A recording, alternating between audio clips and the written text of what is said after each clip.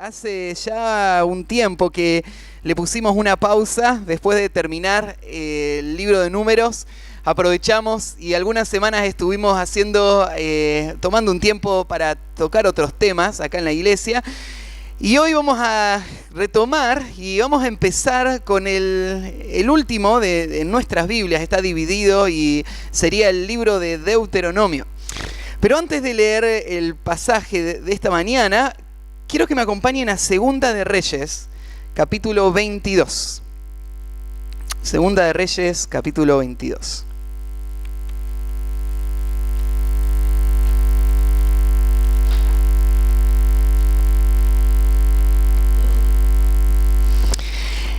En este capítulo vamos a leer solamente 2 o 3 versículos, pero tenemos en este capítulo una historia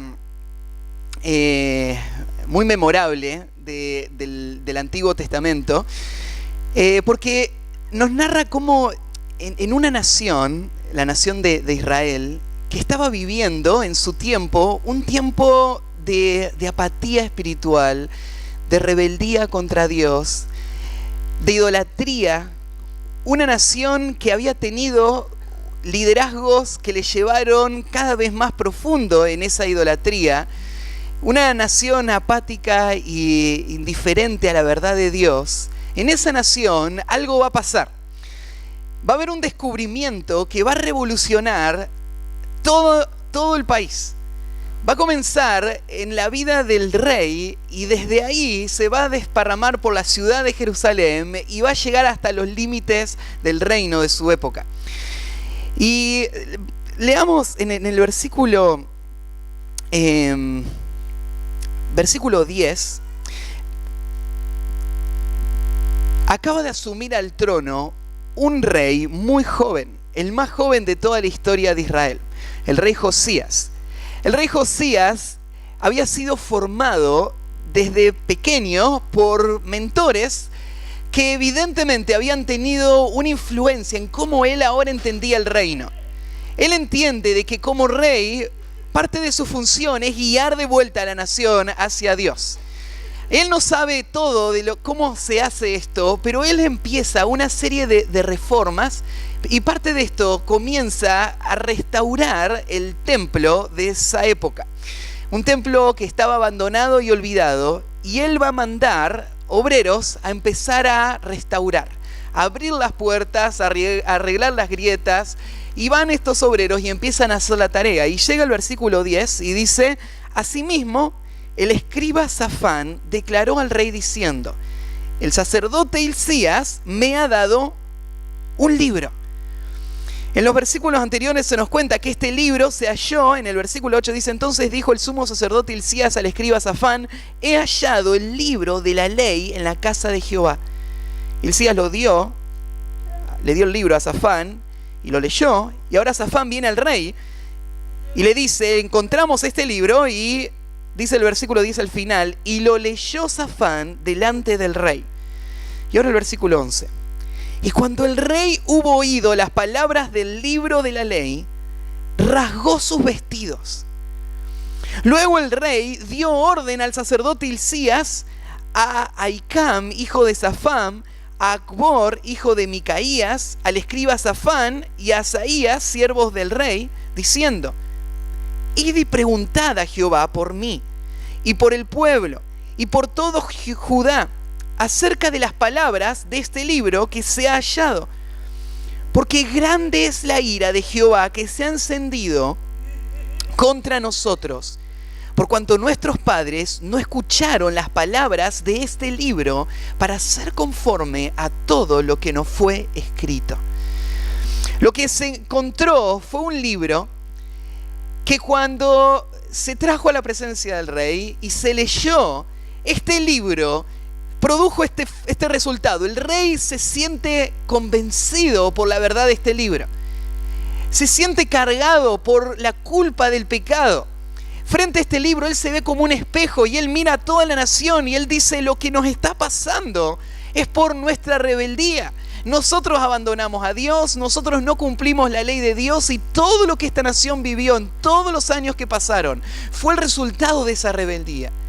Y dice, vayan y consulten a Dios para ver qué dice Dios de nuestra nación hoy. El libro que encontraron lo llama ahí el libro de la ley. Esta es la palabra que se usa en el Antiguo Testamento para referirse, y en el Nuevo, a todo el Pentateuco que estamos estudiando. Ese libro comienza en Génesis y cruza todo lo que hemos estudiado estos últimos años y termina en los pasajes que vamos a empezar a estudiar ahora en el libro de Deuteronomio. Y este libro tuvo un impacto tan profundo en la vida de este rey y en la vida de esta nación, que esta nación ya no va a quedar igual. Empieza el rey Josías a buscar a Dios. Empieza el rey Josías a guiar a la nación a buscar a Dios. Empieza una serie de limpieza que va a quitar la idolatría de todo el país. Él hace de nuevo que se reinicie el culto y la adoración en el lugar del templo. Y Dios va a usar este libro para dar inicio a todo eso que va a suceder. Este libro un día transformó una nación. Y es con esa esperanza que yo leo este libro. Es con esa esperanza que empezamos el estudio de Deuteronomio en nuestra iglesia hoy, porque yo creo en el poder que este libro tiene para transformar los corazones. Creo en el poder que este libro tiene para salvar un alma y para traer un cambio y un avivamiento a una nación entera. Claro que esta es una obra soberana que Dios tiene que hacer. Este libro estuvo guardado en ese rincón por muchos años. Pero en un momento, por la gracia de Dios, ese libro encontrado fue leído, y ese libro leído trajo este resultado. El libro de Deuteronomio es un libro muy especial. En toda la Biblia, creo que podríamos decir que hay muchas razones para tomarlo como muy especial. Toda la Biblia es inspirada por Dios, toda es útil, toda puede producir el fruto de transformar nuestra alma. Pero sin duda el libro de Deuteronomio es especial, por muchas razones. Primera razón, podríamos decir que no hay otro libro más citado en la Biblia que el libro de Deuteronomio. Tanto en el Antiguo como en el Nuevo Testamento, los profetas, los reyes, volvían una y otra vez a citar este libro. En el Nuevo Testamento hay más de 80 citas del libro de Deuteronomio, ya sea que se citan textualmente o se toman referencias de este libro. Es un libro que tuvo un lugar central en la vida del pueblo de Israel. Hay algo interesante también en el Nuevo Testamento, es que, ¿se acuerdan en Mateo capítulo 4, cuando Jesús es tentado por Satanás? Jesús va a usar la palabra de Dios para resistir la tentación, dándonos el ejemplo de cómo se hace. Los 3 versículos que Jesús citó salen del libro de Deuteronomio. Y cuando Jesús habla a Satanás y responde a todo eso, Él usa este libro como su herramienta para hacerlo. El libro de Deuteronomio tiene algunos de los pasajes más memorables y más importantes para la nación de Israel. Hola, tenemos un futuro predicador acá, ya quiere subir al púlpito. Falta un tiempito todavía. Es algo muy precioso ver a los niños crecer en la iglesia, escuchando y expuestos a la palabra de Dios. No me molesta que estén y que escuchen y que son niños todavía, ¿no es cierto? Ese es el futuro y ese es parte de lo que vamos a escuchar hoy a Moisés hacer también. En el Nuevo Testamento, el uso que se le da a este libro es sumamente central. No nos debe sorprender también que por todo el lugar que tuvo el libro de Deuteronomio en la vida del pueblo, sea probablemente el libro más odiado por Satanás. Y lo podemos notar porque dentro de todos los ataques que el diablo ha hecho para desacreditar la Biblia, uno de los primeros ataques, y más fuertes ataques que ha hecho Satanás para desacreditar la Biblia ha sido justamente sobre este libro que vamos a leer ahora. Porque la historia que yo te conté de este rey, Josías, que descubrió el libro, ha servido para que hombres que quieran negar la autoridad bíblica quieran hacernos creer de que el libro no lo escribió Moisés. Hay una corriente que nació en el siglo pasado y que sigue teniendo efecto hoy en día, que trata de desacreditar los libros diciéndonos que en realidad los que creemos que escribieron los libros no son los que realmente lo escribieron. La intención con la que se escribieron los libros no es la intención que supuestamente leemos, sino que hubieron otras personas que escribieron esto con otras intenciones personales. En cuanto al libro de Deuteronomio, por ejemplo, los críticos dicen que en el tiempo de Josías, Josías mismo dirigió la escritura de este libro. Hubo un grupo de sacerdotes que lo escribieron como un argumento para que Josías pueda unir de nuevo a la nación y pueda unirla bajo su liderazgo y empezar de nuevo después de una etapa de una nación totalmente dispersa. Este libro habla de algunas cosas importantes. Por ejemplo, habla de que Jerusalén tiene que ser el único centro de adoración de Israel. Y para un tiempo de idolatría donde la nación está dividida, viene muy bien esta historia. Viene muy bien este argumento. Así que muchos dicen, esto en realidad lo escribió Josías para que use este argumento y entonces pueda decirle a Israel, Dios nos dice que vengan a Jerusalén. Es más, en ese argumento que usan los críticos, ellos dicen que Israel no nació como monoteísta, que la nación de Israel era politeísta, y que fue recién en esa época que a través de ese libro se escribió el gran pasaje del pueblo de Israel que afirma el monoteísmo. Ahí en el capítulo 6 ya vamos a llegar, donde Israel tiene una frase que dice, escucha Israel, Jehová nuestro Dios, Jehová uno es. Ese es tal vez el pasaje más conocido de toda la Biblia para un judío.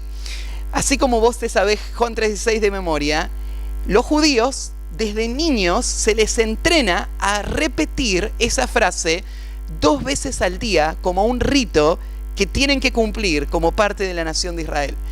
Es la frase que unifica al pueblo, es la frase que da identidad a la nación de Israel y aparece acá en Deuteronomio. Ahora, todo esto no tiene ningún fundamento histórico, todo esto no tiene ningún fundamento bíblico. No hay ninguna duda para nosotros de que el que escribió este libro fue Moisés. Hoy vamos a leer algunas de estas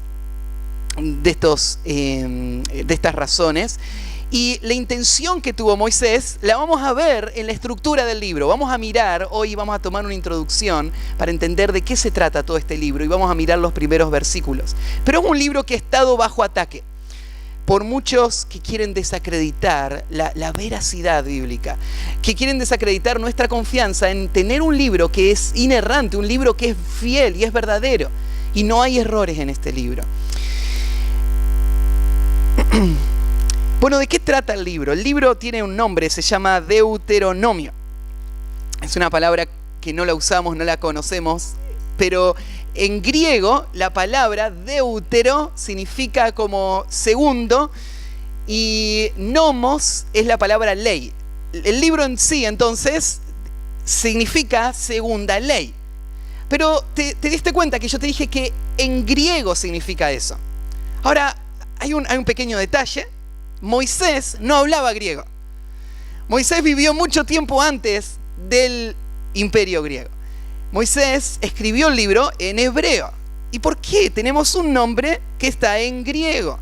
Bueno, es que muchos siglos después, justo antes de que Cristo llegara a la escena, hubo un grupo de hombres que recibió una tarea, 70 hombres, que se les dio la tarea de traducir todo el Antiguo Testamento del hebreo al griego. Hicieron una traducción que se llamó la Septuaginta, porque fueron 70 hombres los que tradujeron, así se llamó entonces la traducción. Y esta traducción tuvo mucha influencia en la historia de Israel a partir de ese momento y en la historia del cristianismo hasta hoy. tuvo tanta influencia que hay cosas que se escribieron en la traducción que influencian la forma en la que nosotros hablamos del Antiguo Testamento. Por ejemplo, esto. En esa traducción, la forma en la que un pasaje en el capítulo 33 se tradujo, terminó dándole este nombre de la segunda ley. Pero el pueblo de Israel no le llamaba así a este libro. Así que el pueblo de Israel le llamaba al libro Hadeharim. La palabra hebrea que ellos usaban, en realidad la pusieron o lo conocían así al nombre por la misma razón por la que le pusieron los nombres a los libros anteriores. Y es que tenían la costumbre los judíos de conocer un libro por las primeras palabras que aparecen en el libro. Entonces, depende cómo empieza el libro, las primeras palabras le dan el título a todo el libro. Entonces, en el principio creó Dios los cielos y la tierra, la palabra principio se vuelve el nombre de todo el libro de Génesis.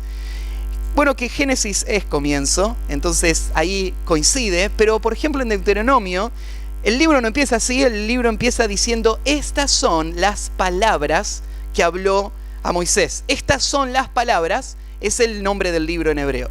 Las palabras. El título que tienen los judíos para este libro es mucho mejor que el que tenemos nosotros. Porque la palabra Deuteronomio, como dije, significa segunda ley. Pero la verdad es que el libro no es una segunda ley. No se da más de lo que antes se dio, no es una segunda ley, ni siquiera es un repaso de la ley. El libro no tiene como objetivo volver a decir todo lo que ya se dijo. ¿Qué sentido tendría volver a escribir lo que ya se escribió? El libro no es Deuteronomio. El libro es palabras de Moisés. El libro, vamos a mirarlo ahora, es un discurso, en realidad son 3 grandes discursos que Moisés va a dar. Él va a usar historias que ya contó, él va a repasar aspectos de la ley y va a desarrollarlas aún más, pero lo que él quiere hacer no es solo repetir. El libro tiene un objetivo muy, muy claro. Seguime un ratito porque quiero explicarte algo importante para entender el libro de Deuteronomio.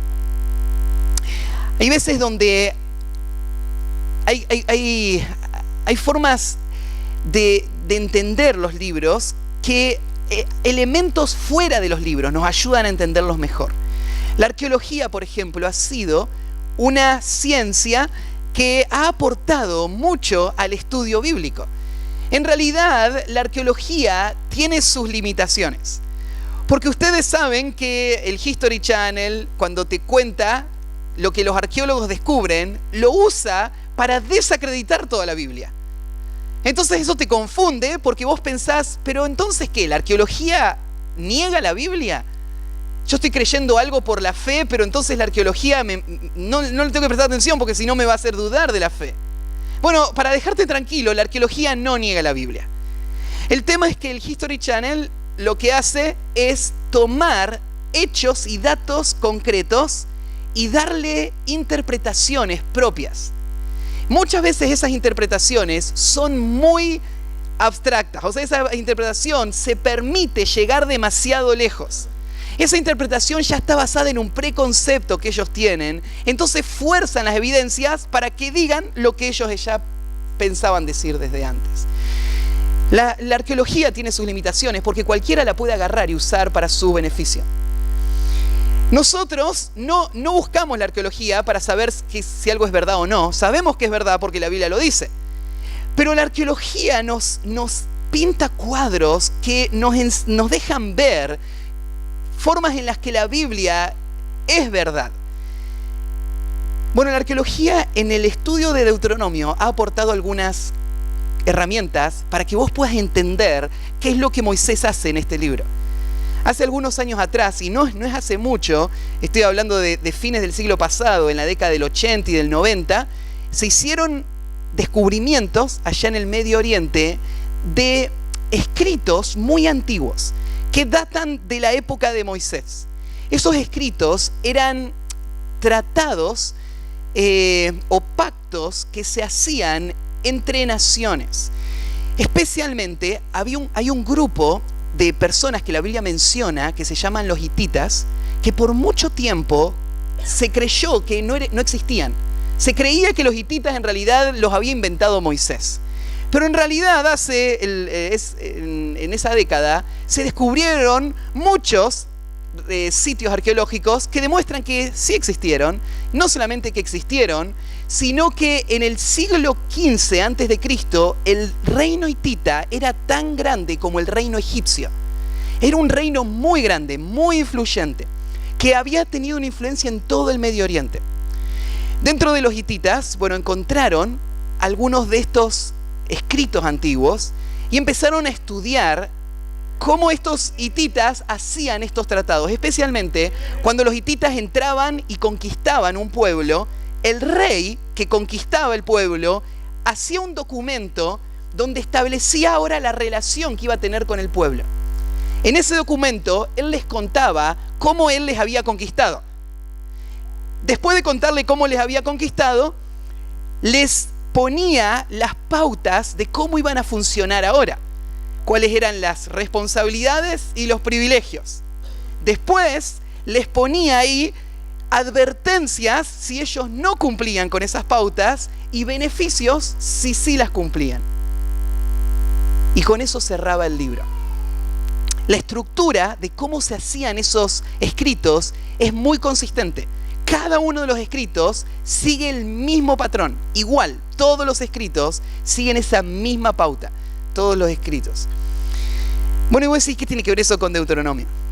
Hace algunos años atrás, una cuestión de 20 años atrás más o menos, estudiosos bíblicos empezaron a mirar el libro de Deuteronomio y a notar en el libro estos rasgos, estos patrones. Empezaron a ver que el libro de Deuteronomio tenía esta misma estructura. El libro de Deuteronomio, como yo les puse ahí en su hojita, comienza con una introducción, o lo que podríamos llamar un preámbulo, del versículo 1 al versículo 4. Después, lo que tenemos en los próximos 4 capítulos es un prólogo histórico. Moisés le va a explicar a Israel lo que pasó en la historia, guiándoles ahora al próximo punto, que es las estipulaciones de un pacto. Moisés le va a explicar todo el trasfondo histórico de Israel y ahora le va a explicar las pautas del pacto que ellos ya habían establecido con Dios. Israel, ¿se acuerdan que ahí en el monte Sinaí había entrado en una relación de pacto con Dios? Por eso llamamos a esto el Antiguo Testamento. Testamento significa pacto. Este Antiguo Testamento representa el antiguo pacto que Israel hizo con Dios en el monte Sinaí. En ese pacto Dios les dijo, yo les voy a bendecir, sigan estas reglas. Israel dijo, las vamos a seguir y vamos a ser bendecidos. Hicieron un pacto ahí en el monte Sinaí. Moisés les repasa qué significa ese pacto y todas las pautas del pacto de nuevo. Después, en el pasaje que viene del capítulo 27 al capítulo 30, Moisés convoca a los testigos y da las bendiciones y las maldiciones y guía al pueblo a ratificar el pacto, a volver a decir, nosotros vamos a cumplir ese pacto. ¿Por qué hace falta ratificarlo? Moisés está a punto de morir. Ahora va a transferir el liderazgo de la nación a Josué. Y es muy importante que en este momento, frente a Josué, frente a Moisés y frente a Dios, Israel vuelva a decir, vamos a vivir de acuerdo a ese pacto.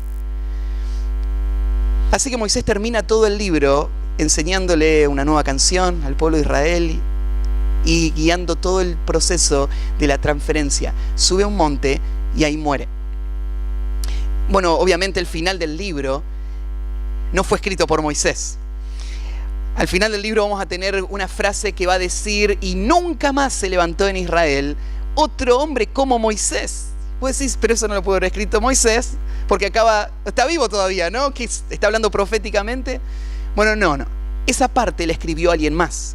Se escribió por lo menos en el tiempo de Josué, esto. Eso no quiere decir que todo el libro lo escribió otro. Sabemos que el libro lo escribió Moisés, por muchas razones. Pero acá va una.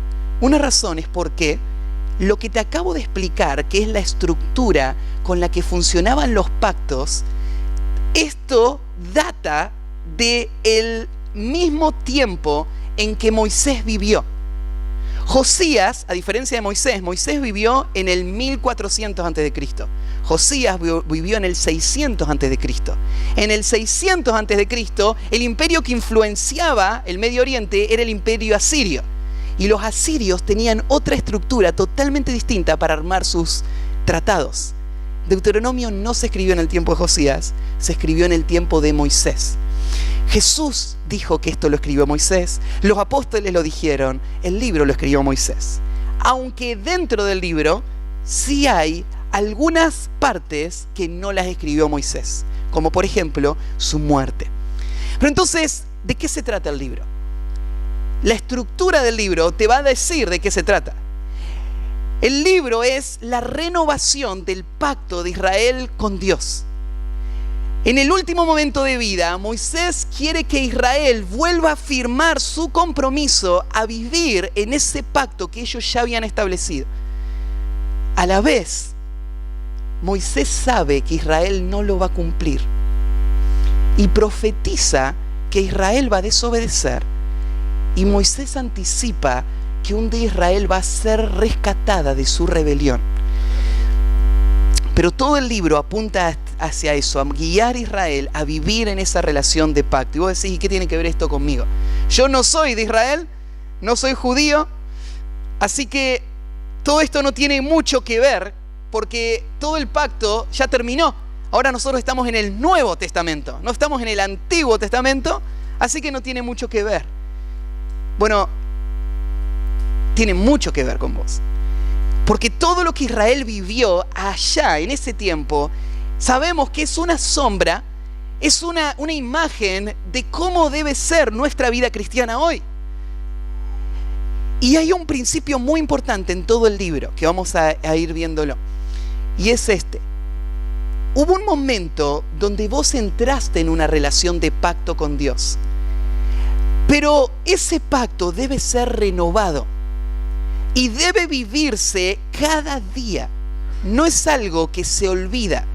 Es algo que se tiene que recordar, que se tiene que repetir, que se tiene que vivir cada día de tu vida hacia el futuro. Este va a ser el gran énfasis del libro. No se olviden. Recuérdenlo, transmítanlo, díganselo, padres a hijos. Vivan cada día a la luz de este pacto. Y esto sí lo dice el Nuevo Testamento, ¿no? ¿Se acuerdan, por ejemplo, ahí en Romanos capítulo 12? Después de que Pablo explica cómo fue nuestra salvación y nos explica cómo nosotros entramos en esta relación con Dios, una relación de salvación, un nuevo pacto basado en mejores promesas, las promesas de la salvación por medio de la justificación que viene por Dios.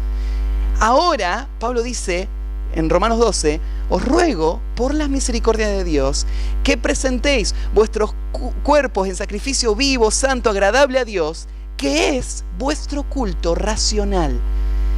Es tu responsabilidad diaria vivir una vida completamente consagrada a Dios. El día que vos te convertiste, vos moriste a vos y ahora vivís la nueva vida. Pero eso hay que decidirlo cada día. Cada día hay que decidir, hoy voy a vivir para Dios. Hoy voy a usar mi cuerpo para Dios. Hoy voy a vivir como muerto al pecado y vivo a la justicia. Hoy lo voy a hacer. Es esa renovación diaria. Esto es lo que Moisés está haciendo acá. Le está guiando al pueblo a vivir la consagración al pacto cada día. Bueno, hay algo más. Bueno, vamos a leer el texto. El título que le puse a la predicación de esta mañana es El mensaje de Dios para tiempos decisivos. A medida que veamos la introducción, creo que vas a poder valorar más lo que significa este título. Porque acá está un hombre que caminó 40 años al lado de este pueblo. Un hombre que está a punto de abandonarles y que va a usar sus últimos momentos para predicar. Predicar las verdades que Dios ya le había dado al pueblo. Y en ese momento Moisés lo va a hacer con la esperanza de que su predicación pueda estimular a este pueblo al amor a Dios y a la obediencia. Que ese es el tema de todo el libro.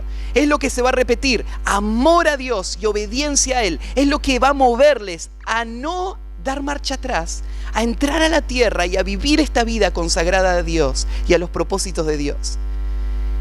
Y tal como pasó con Josías, este libro tiene el poder de hacerlo. Este libro lo hizo en la época de Moisés.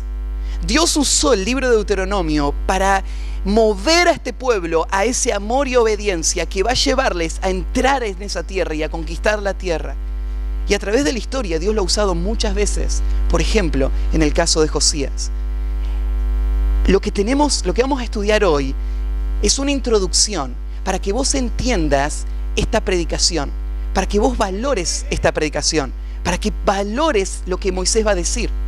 Porque gran parte del efecto que este libro va a tener depende de cómo vos lo escuches y cómo vos lo recibas.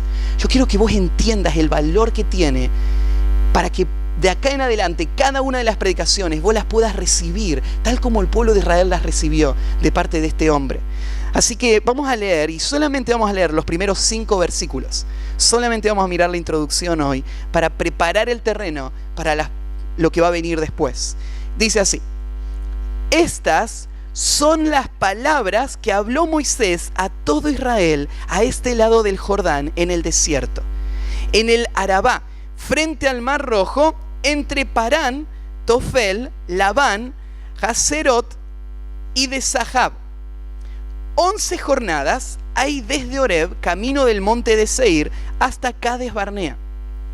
Y aconteció que a los 40 años, en el mes 11, el primero del mes, Moisés habló a los hijos de Israel conforme a todas las cosas que Jehová le había mandado acerca de ellos, después de que derrotó a Sehón, rey de los amorreos, el cual habitaba en Hesbón, y a Og, rey de Basán, que habitaba en Astarot, en Edrei. De este lado del Jordán, en tierra de Moab, resolvió Moisés declarar esta ley diciendo. Bueno, hasta ahí nomás. Antes de escuchar las palabras de Moisés, necesitamos pintar el cuadro. Esto es lo que estos versículos hacen. Nos pintan el escenario en donde todo esto va a suceder. Hay momentos que son sumamente decisivos. Me acuerdo hace un tiempo atrás, estaba escuchando una predicación de un hombre que lo he escuchado muchas veces predicar. Es un hombre que Dios usó muchísimo en Estados Unidos en el siglo pasado. Se llama W.A. Criswell. Algunos de ustedes saben que yo estudié en Estados Unidos, y donde yo estudié es una escuela que él fundó. No lo conocía él personalmente. Yo llegué a estudiar en el año 2006, él murió en el 2002.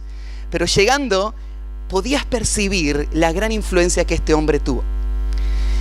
Cuando este hombre era un hombre mayor, él predicó un sermón que se llamó Ya sea que vivamos o que muramos. Y la semana pasada, hace 2 semanas, estaba mirando unos videitos en YouTube y encontré un hombre que lo que hace es contar los trasfondos de los grandes sermones de la historia del cristianismo. Y había elegido este sermón de este hombre, así que me llamó la atención y lo puse y me puse a escuchar. Y este hombre empezó a pintar el cuadro. Empezó a contar todo lo que estaba pasando alrededor en este momento. La denominación más grande que existe en el mundo de iglesias evangélicas se llama las Iglesias Bautistas del Sur.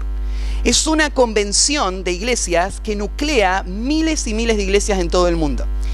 Es un grupo de iglesias que en sus orígenes fueron muy conservadoras y que a través de los años pelearon muchas batallas para mantenerse conservadoras, para mantenerse predicando como ustedes escuchan cada semana, viviendo la vida espiritual real.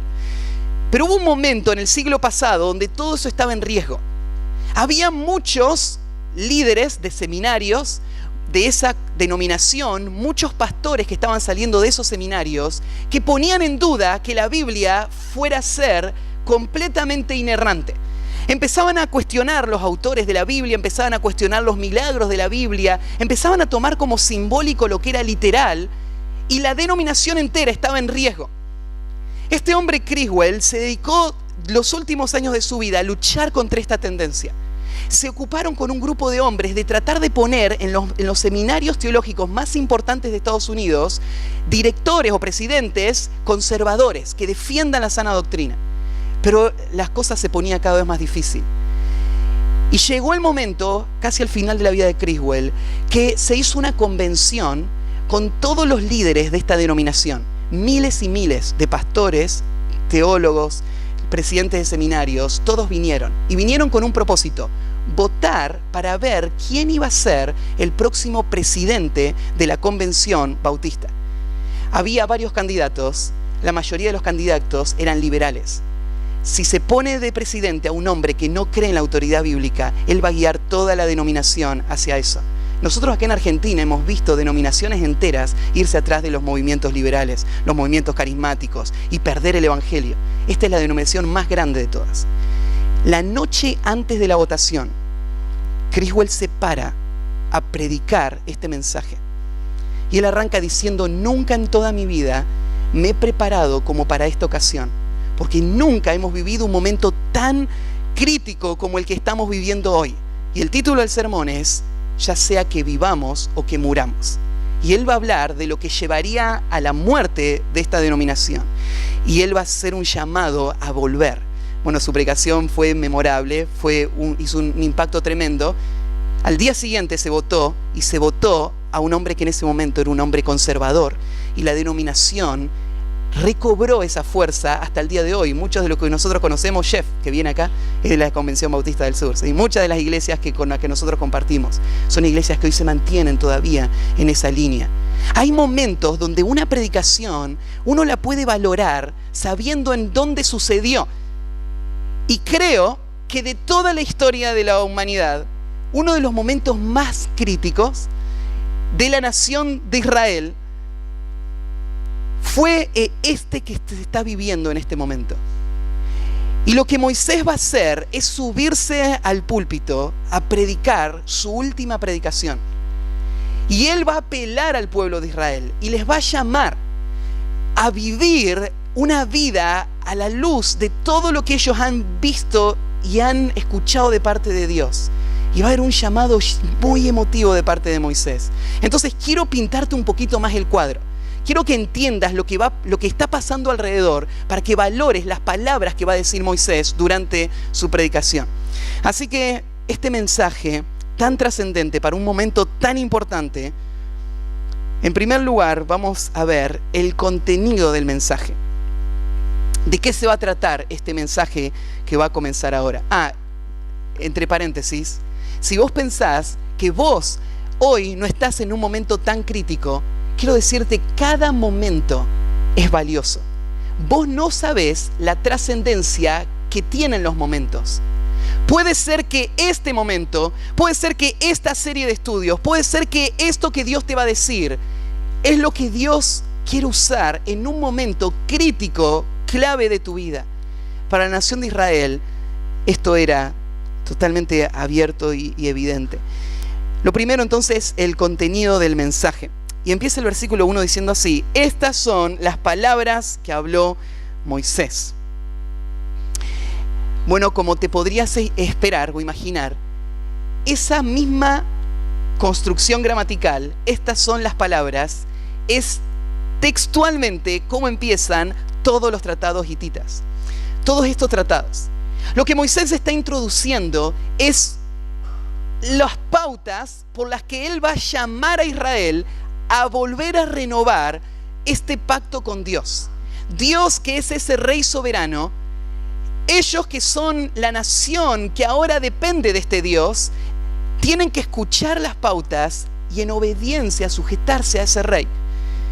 Así que empieza diciendo: estas son las palabras de Moisés. Para este momento, Moisés es un hombre anciano que ha caminado todos estos años al lado de esta nación. Durante todos estos años, Dios ha ido confirmando a Moisés en el lugar que él tiene frente a esta nación. Moisés no es cualquier persona que va a hablar acá. Es verdad que Dios puede hablar a través de un burro si quisiera hacerlo, como lo vimos en la historia de Balaam, pero el hombre por el que Dios va a hablar ahora es un hombre que Dios ha preparado durante mucho tiempo. Es un hombre que está en los últimos momentos de su vida y que su vida ha sido una vida de la intimidad más grande con Dios que podrías imaginar. Como ningún otro hombre en la historia, él vio a Dios cara a cara.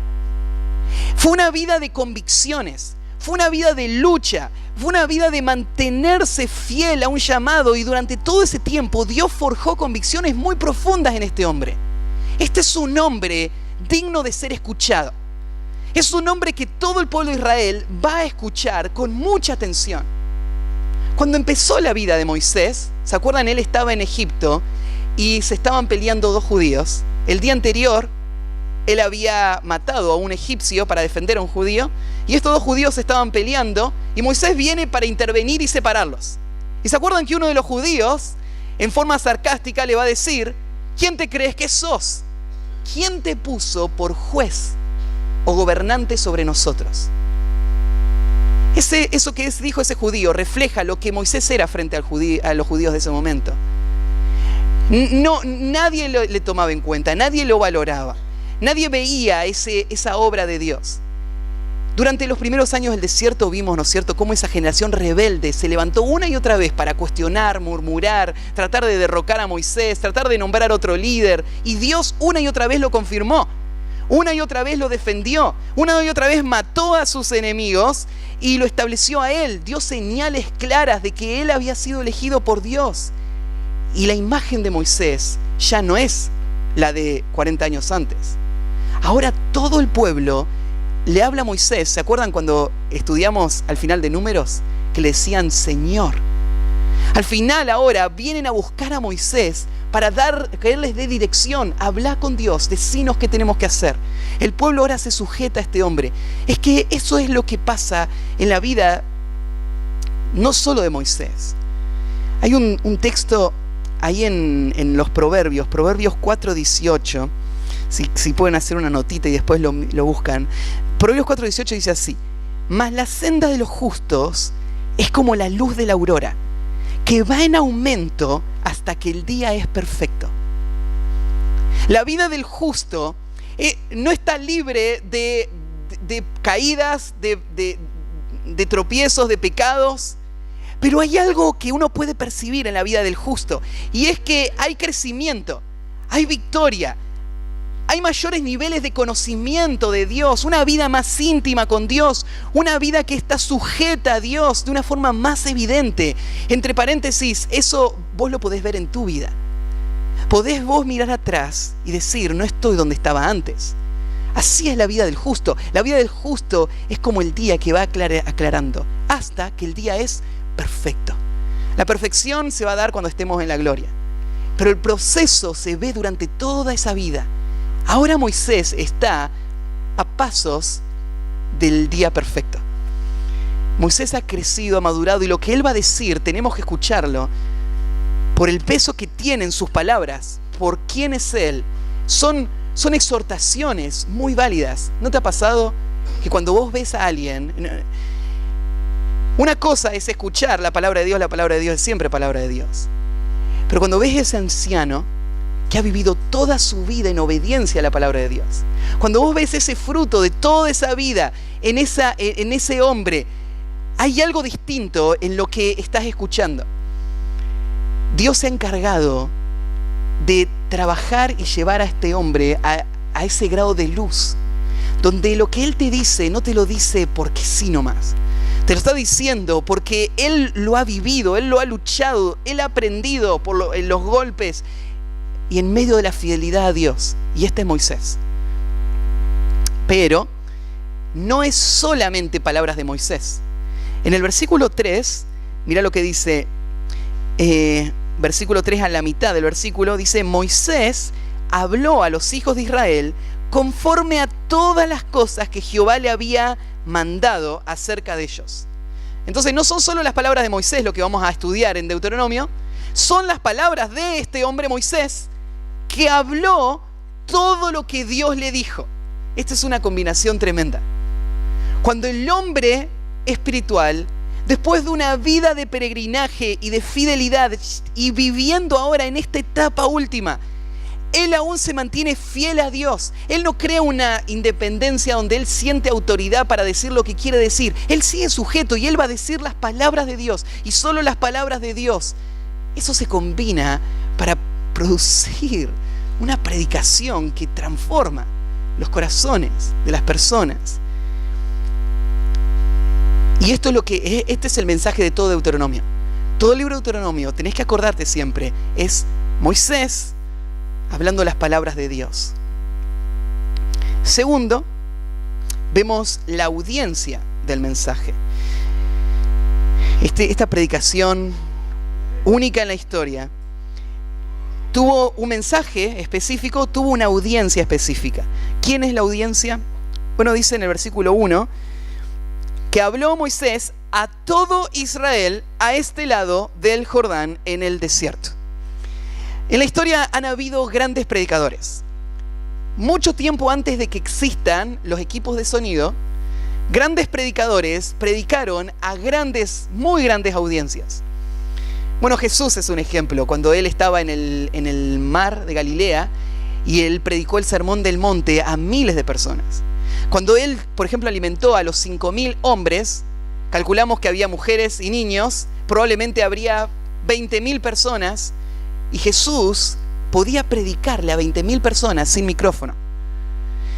Y es que, bueno, a veces las condiciones del lugar lo permite. Ahí en el mar de Galilea, por ejemplo, de espaldas al mar, con gente sentada en una colina. Si uno va, una de las atracciones turísticas es esa. Es ir al mar de Galilea, sentarte allá arriba en la montaña y que alguien hable al lado de la playa. Y vos lo sentís como que está al lado tuyo. Por el efecto del viento, por el efecto que tienen las gradas, ¿no es cierto? Ahí. Entonces, hay cosas naturales y a veces que gente tenía unos vozarrones terribles. En el tiempo del primer gran avivamiento había un gran predicador llamado George Whitefield que predicaba en los campos abiertos y era famoso por esto, porque se juntaban a veces hasta 10.000 personas. Imagínate ese número, 10.000 personas. Imagínate, se me corta el micrófono y ahora yo sigo predicándolos a ustedes. Después de la predicación me duele un poquito la garganta. Imagínate 10.000 personas. Tan asombroso era esto que se cuenta que George Washington, que vivía en esa época, le dio tanta curiosidad que fue solamente para ver cómo hacía predicarle a tanta gente. Y cuenta que caminó alrededor en círculo de todo el grupo de personas para ver si se escuchaba de todos los rincones, y se escuchaba. Era asombroso. Spurgeon decía, por ejemplo, en su libro de discursos a mis estudiantes, Spurgeon dice que para saber si Dios te llamó al ministerio pastoral, tenés que ver si tenés un pecho grande y una voz fuerte. Si no, Dios no te llamó a ser pastor. Así dice Spurgeon. Porque dice, si Dios hubiera querido que seas pastor, te hubiese dado la capacidad de predicar, ¿no? Y en ese tiempo no había micrófono, había que gritar. Y si juntaba mucha gente, tenías que predicarle a toda esa gente. Pero espera, acá Moisés está en otra situación. No son 10.000, no son 100.000. ¿Cuántos son? Probablemente 2 millones de personas.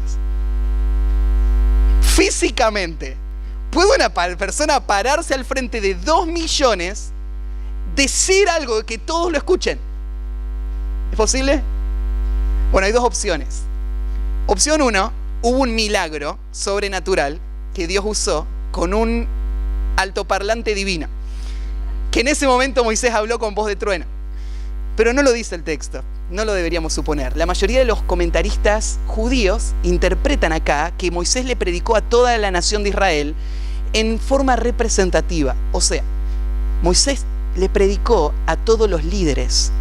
El pueblo estaba organizado con un sistema de liderazgo muy, muy estructurado, ¿no es cierto? Donde había encargados de 1.000, de 100, de 10, y todos estos lideraban todo el pueblo.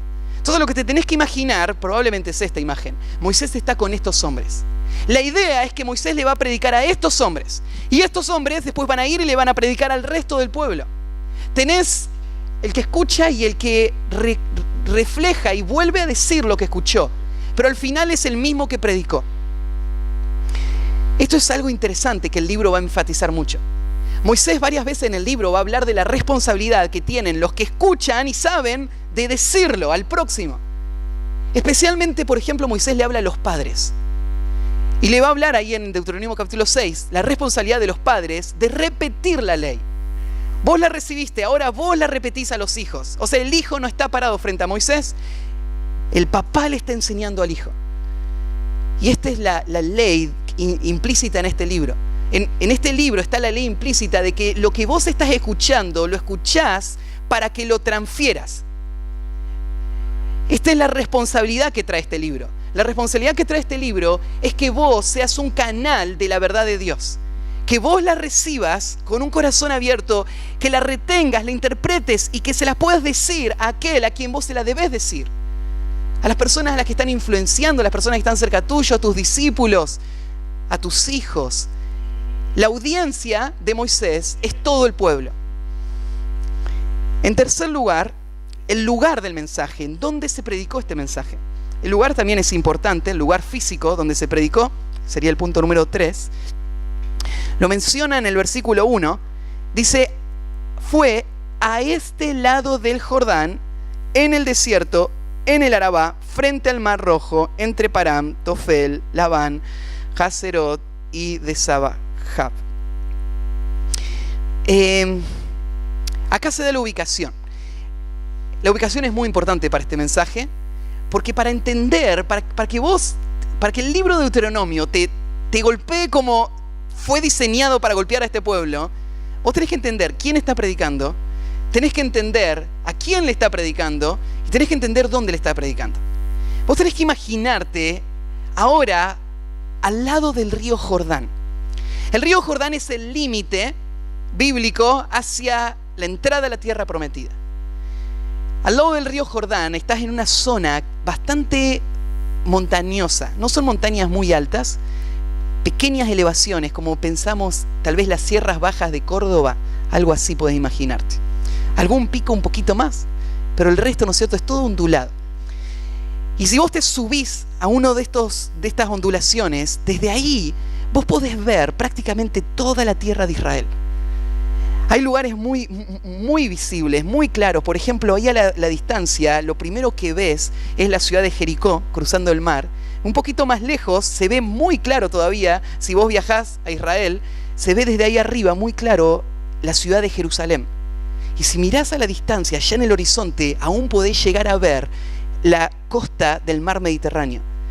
Desde ese punto vos podés mirar toda la tierra de Israel. Este es un punto tremendo porque hace un impacto en la vida de estas personas. Ellos habían salido de Egipto 40 años antes, con una promesa de que iban a entrar a esta tierra. Esos 40 años habían pasado deambulando en el desierto por la rebeldía de sus padres, pero ahora están acá. Lo que pasó en el desierto ya no importa. Lo que importa es que estamos al lado de la tierra prometida. Qué gozo es para el creyente saber de que él puede vivir esa vida de victoria espiritual hoy. Lo que haya pasado antes, todo lo que arrastre el pasado, todo eso no importa. Lo que importa es que ahora estoy parado al lado de la entrada a la tierra prometida. Lo que importa es que Dios ha sido fiel. Y ese Dios es el que me está llamando a entrar. Ese escenario es muy emotivo. Ellos han esperado este día por mucho tiempo. Y ahora Moisés les está hablando de cómo tienen que pensar en la entrada a la tierra. El lugar del mensaje. Hay unas cosas, un detalle solamente en cuanto al lugar. Dice que este lugar, varias de las palabras que aparecen acá, en realidad no las podemos identificar. Porque pasó tanto tiempo que estas ciudades ya no existen. Y entonces ya no sabemos dónde quedan. Y no estamos muy seguros del lugar preciso. Sabemos el lugar general, ahí lo dice que es en la llanura de Moab, del otro lado del Jordán, frente a Jericó. La llanura de Moab es bastante grande. Entonces no sabemos precisamente el punto, pero sí sabemos más o menos la región donde ellos estaban, justo ahí al lado del Jordán. Pero algo interesante, solo te lo menciono por si te queda alguna duda. Dice que estaban frente al Mar Rojo. ¿No te llamó la atención cuando leíste eso? ¿Dónde queda el Mar Rojo? ¿Queda cerca de Israel? No, depende, en avión queda cerca. Pero no queda cerca para gente que está ahora acampando ahí al lado del río Jordán. Pero ahí dice, ¿no?, que al frente del Mar Rojo estaban. ¿Cómo interpretamos esto de al frente del Mar Rojo? Bueno, hay varias formas de interpretar. En realidad hay algo interesante. La palabra Mar Rojo en hebreo también está compuesto de dos palabras, igual que en el español. Siempre se usan las dos palabras cuando se refiere al Mar Rojo, pero acá no se usan las dos, se usa solamente la segunda palabra. Podríamos decir, nosotros lo llamamos rojo, pero la palabra puede significar varias cosas. Puede significar, por ejemplo, junco también. Entonces, ¿por qué no puso las dos palabras? Los traductores pusieron las dos palabras porque asumieron, eso es lo que quiso decir. Pero puede ser que no puso las dos palabras porque habría en ese tiempo, en ese lugar, una ciudad o algo que se llamaba así, con la segunda palabra. Entonces no es que se está refiriendo al Mar Rojo, sino que se está refiriendo a ese lugar que hoy ya no existe, que no sabemos por qué se lo llama así. Puede ser que eso pasó. O puede ser que se refiera frente al Mar Rojo porque esto incluiría una región que abarca toda la península de Sinaí. Pero eso es lo menos probable. Yo creo que habría que cambiar ahí la palabra Mar Rojo y ponerle solamente rojo, si quisiéramos, para dar a entender que puede significar otra cosa eso en realidad. Pero este es el lugar donde ellos están. Entonces tenemos de qué va a hablar, a quién le va a hablar, dónde le va a hablar, y ahora el momento del mensaje. El punto 4 es el momento del mensaje. ¿En qué momento le va a hablar? Porque para una predicación, una gran predicación es haber dicho lo correcto en el momento correcto. Y esto es lo que vamos a ver en Moisés. Este es el momento oportuno para decir lo que él va a decir. ¿Y cuál es el momento? Versículo 2. Leí la palabra 11 primero y... 11 jornadas hay desde Horeb, camino del monte de Seir, hasta Cades Barnea. Y aconteció que a los 40 años, en el mes 11, el primero del mes, Moisés habló a los hijos de Israel conforme a todas las cosas. Se nos dice el momento específico en donde va a suceder esto. El primer discurso de Moisés va a comenzar, el primer discurso va desde el capítulo 1 al capítulo 4. Y ese discurso se va a predicar el primer día del mes, del mes 11, del año 39, desde la salida de Israel, de Egipto. ¿Se acuerdan qué fecha salió Israel de Egipto? Es un dato que poco, no espero que lo recuerden, pero tal vez ahora lo traigan a la mente. Era el día 14 del primer mes. Fue que se celebró la Pascua, y a partir de ahí la Pascua se va a celebrar siempre en esa misma fecha. El día 14 del primer mes. Y ahora están en el día 1 del mes 11 del año 39. O sea, falta un poquito más de un mes para que se cumplan los 40 años. ¿Qué es lo que Dios le había dicho a Israel? Que tenían que estar ellos en el desierto antes de entrar a la tierra. Estamos a menos de un mes. En menos de un mes se va a predicar todo el libro de Deuteronomio encaja ahí. Vamos a tardar más nosotros para cubrir todo el libro de Deuteronomio. Pero todo se predicó en ese momento. Ahora hay algo interesante, fíjate. Arranca diciendo, antes de decirte el día que sucedió, te dice, 11 jornadas hay desde Horeb, camino del monte de Seir, hasta Cades Barnea. Horeb ahí es otra palabra para hablar de Sinaí. Sinaí es la montaña, Horeb es la región. Del monte Horeb hasta Cades Barnea, que es el lugar donde ahora están, hay 11 jornadas. La palabra jornada significa 11 días de camino. O sea que un peregrino, una persona que caminaba en esa época, tardaba 11 días en llegar desde el monte Sinaí hasta la entrada de la tierra. Después de decirte eso te dice, y aconteció que a los 40 años, 11 días y tardaron 40 años. ¿Por qué tardaron 40 años? Acá el autor que está introduciendo acá la predicación, que es Moisés mismo, te quiere hacer ver algo. Este pueblo, por la dureza de su corazón, desperdició todo este tiempo que se podría haber cumplido tan rápido si ellos hubiesen creído y obedecido. Pero la falta de fe hizo que se pierda todo ese tiempo. Sin embargo, ya están acá. Es verdad que muchas veces nosotros, por nuestra incredulidad, dilatamos esos pasos que nos llevarían a esa vida de victoria, esa vida de fruto. Y hacemos que nuestra vida sea igual que de Israel. Transitamos en desiertos y no nos damos cuenta que estamos ahí por nuestra dureza. ¿Hasta cuándo tenés que mantener tu corazón cerrado, tu corazón endurecido? ¿Hasta cuándo vas a mantener esas mentiras? ¿Hasta cuándo no vas a ceder y vas a hacer lo que Dios te dice? ¿Hasta cuándo? Pero mientras no lo haces, vos vas a sufrir las consecuencias. Estás en un desierto, no hay gozo, no hay esperanza, todo a tu alrededor se desborona, pero la razón por la que estás en ese desierto es por tu rebeldía, por tu incredulidad.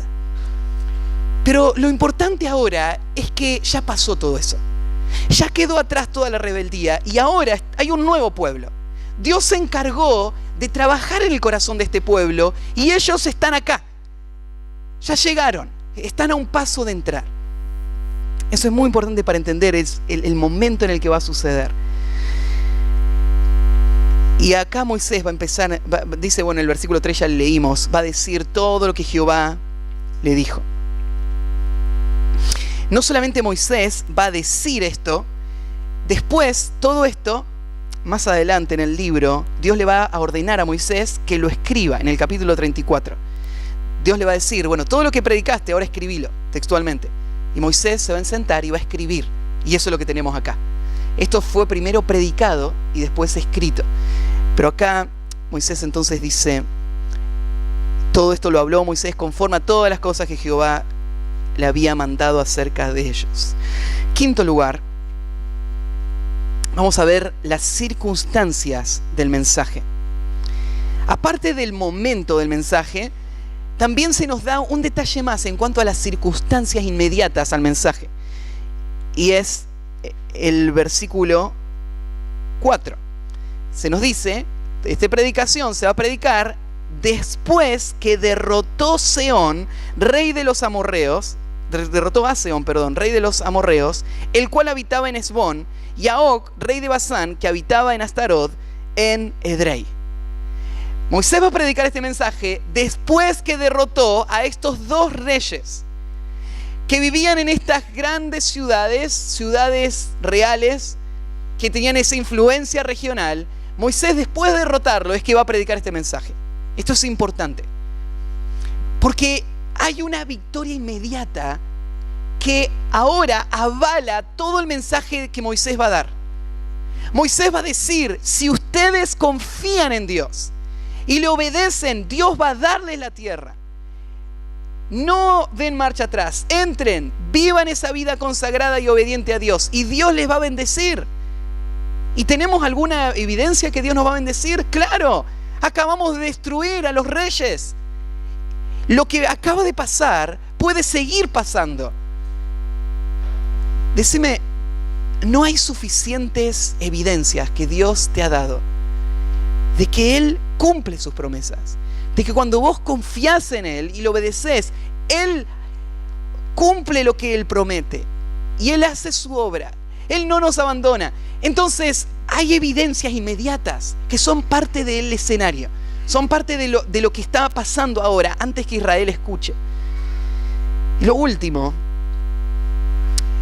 el versículo señala la predicación del mensaje. La predicación del mensaje. Porque después de decir eso en el versículo 4, ahora el versículo 5 dice, vuelve a repetir, vuelve a cerrar el ciclo, de este lado del Jordán, en tierra de Moab, resolvió Moisés declarar esta ley. Resolvió Moisés declarar esta ley. Esa palabrita que aparece ahí, declarar, es una palabra que tenés que subrayarla, ¿no es cierto? Porque es la palabra que más importante de toda esta sección, porque da la forma en la que va a suceder todo lo que va a suceder. Lo que Moisés va a hacer, yo lo he estado llamando predicar. Moisés lo que va a hacer ahora es dar 3 predicaciones. Moisés predica largo también, ¿sí? Predicaciones muy largas van a ser, todo el libro de Deuteronomio. Y en estas 3 predicaciones, ¿a qué me refiero con predicar? Este versículo te lo dice. Moisés resolvió, o sea, se dispuso, decidió y se va a entregar a esta tarea de, dice la palabrita, declarar. La palabra declarar en hebreo no se usa mucho en el Antiguo Testamento, solamente 3 veces se usa. La palabra tiene una raíz que tiene que ver con cavar y sacar. La raíz de la palabra tiene este sentido en sí misma. Pero se usa en el hebreo para hablar de aclarar. Se usa, por ejemplo, en el pasaje en Deuteronomio 27:8, hacia el final del libro, se va a volver a usar esta palabra y se usa en este versículo. Mirá, te lo leo para decirte, para que veas cómo se usa esta palabra. Dice así, y Dios le dice a Moisés, y escribirás muy claramente en las piedras todas las palabras de esta ley. Esa palabrita muy claramente tiene la misma raíz que declarar, que aparece acá.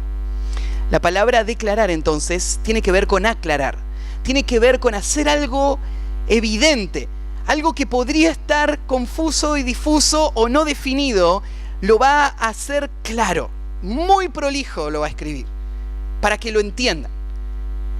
Esta idea de declarar es la palabra que, al versículo que leí está en Deuteronomio 27:8.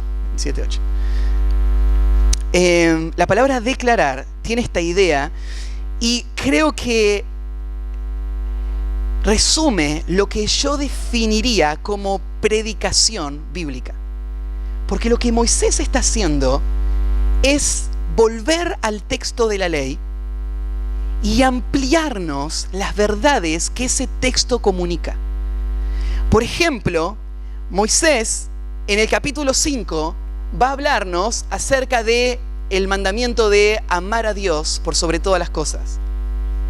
Y después va a tomar un montón de capítulos después de ese solamente para explicar mejor lo que significa ese mandamiento. Moisés lo que va a hacer es ir parte por parte por la ley, pero no solamente para repetirla. Él va a ir parte por parte para darle el sentido que esa ley tiene. Esta es la función que tiene el hombre de Dios que va a hablar al pueblo de Dios. Declarar lo que la ley dice. Esto es lo que llamamos nosotros usualmente en nuestros términos predicar expositivamente. Porque es justamente a tomar el texto y mostrarlo tan claramente para que la gente lo pueda ver. Significa que yo te pueda explicar lo que el texto dice tan claramente que cuando llegues a tu casa vos puedas explicárselo a otro y decir lo correcto, lo que este texto significa. Mi elocuencia, mi personalidad, lo atractivo que pueda hacer ese mensaje es totalmente irrelevante. Lo importante de la predicación es que yo pueda ser fiel al texto, es que yo pueda entender el mensaje que el texto quiere decir y decírtelo tan claramente que vos lo puedas entender y puedas después decirlo tal cual es. Esta palabra pone el tono de cómo debe ser no solamente la predicación de Moisés. Porque ¿te acordás? Moisés, ¿a quién le está predicando? No le está predicando a toda la nación, pero no de forma directa. Él se lo dice a los líderes al pueblo, los padres a los hijos. Pero ¿de qué manera los líderes se lo tienen que decir al pueblo? Moisés no solamente le está dando la verdad, le está mostrando cómo hacer su tarea. La tarea de un papá no es solamente leerle la Biblia a sus hijos, aunque es muy valioso que vos lo hagas. ¿Sabés cuál es tu tarea? Es declararles, es aclararles, es traer de ese texto el mensaje que ese texto comunica y transferírselo claramente para que él entienda ese mensaje. Vos tenés que explicar la verdad de la palabra de Dios. Esa es la tarea que Moisés tomó y que él espera que todos tomen en el pueblo, en esta línea de transferencia de la verdad que él está dando. Él se está volviendo en el modelo para el pueblo y él está empujando esta línea de transferencia. Ahora, predicar no es solamente declarar, porque la intención de Moisés en el libro evidentemente no es solamente que ellos entiendan lo que Dios dijo. Ya expliqué, ¿no es cierto?, que la estructura del libro te muestra cuál es la intención. La intención de Moisés es que ellos respondan frente a eso. Pensá en esto. La gente a la que le está hablando Moisés no es la gente que recibió la ley en el monte. Es otra gente. La tarea de Moisés entonces es esta. Él tiene que entender lo que significó y darle esa verdad a una nueva generación que vive en otra época y aplicársela a esa generación para que esa generación enfrente los desafíos de su época basados en las verdades que él está predicando. Eso es predicar. Predicar es decirle claramente lo que significa y después traer la relevancia de lo que eso tiene que decir a este momento, a esta persona. Y vos decís, ¿y para qué me estás diciendo todo esto, Matías? Porque yo no soy un pastor. Yo no voy a predicar desde el púlpito nunca. Bueno, esto no es solo para el que predica en el púlpito. Yo dije, es para todos los niveles. Esa es tu tarea. Eso es lo que vos tenés que aprender a hacer. Y es el compromiso que debes tomar delante de Dios. Poder recibir la verdad, entenderla y poder después transferirla claramente en el mensaje que comunica y traérsela a la persona tal como la necesita en ese momento para tomar las decisiones y vivir como debe vivir. Esto es lo que Moisés está haciendo. Así que, para hacer un resumen, ¿en qué se basa la trascendencia de esta predicación del libro de Deuteronomio? Bueno, yo creo que en primer lugar tenemos que pensar en la influencia que Moisés tenía. Esa influencia que estaba en la cúspide de toda una vida de desarrollo. Él es el que está parado al frente. Y él está parado interpretando la ley de Dios, que es absoluta, que no cambia. Y la está aplicando y nos va a decir cómo tenemos que vivir de acuerdo a esa ley. Creo que la importancia de este libro también tiene que ver con esa trascendencia del momento histórico que estaban viviendo. En este momento Israel iba a tomar decisiones que le iban a marcar como nación para siempre. Israel no tenía que seguir el ejemplo de la generación pasada, tenía que entrar a la tierra. Era un momento de traspaso también, donde Moisés le iba a transferir el liderazgo a Josué. También la preparación del corazón que otorgaba ese trasfondo que Israel tenía ahí mismo parados, mirando a su alrededor la tierra prometida. Y también creo que el impacto de este mensaje tiene en gran parte que ver con cómo Dios había preparado a Israel para este momento. Israel estaba preparado para escuchar esta predicación. ¿De qué maneras Dios le había preparado? Le había preparado por medio de la disciplina, 40 años en el desierto. Y ahora ellos habían visto las consecuencias de la rebeldía y del pecado, habían visto a Dios afirmar a Moisés y ahora están preparados para escuchar a Moisés predicarles y decirles. Bueno, creo que el libro de Deuteronomio tiene mucho para enseñarnos a nosotros. Creo que nosotros vivimos en un momento también crítico, que las decisiones que tomamos van a marcar nuestra vida, nuestra familia. Bueno, espero que vos puedas venir cada semana a escuchar, listo para escuchar a este hombre predicar. Vamos a orar y terminamos. Padre, gracias por este pasaje que hoy nos prepara para lo que viene por delante. Señor, una serie de estudios donde vamos a ir escuchando el corazón de un hombre apasionado por ti, un hombre fiel y un hombre también que resolvió declarar que resolvió hablar solo tus palabras a un pueblo que necesitaba la aplicación para ese momento. Y Señor, te pido que tú uses tu palabra viva y eficaz para transformar nuestra alma. Creemos en su poder para hacerlo y nos encomendamos a ti. Señor, prepara nuestro corazón para esto. En el nombre de Jesús, amén.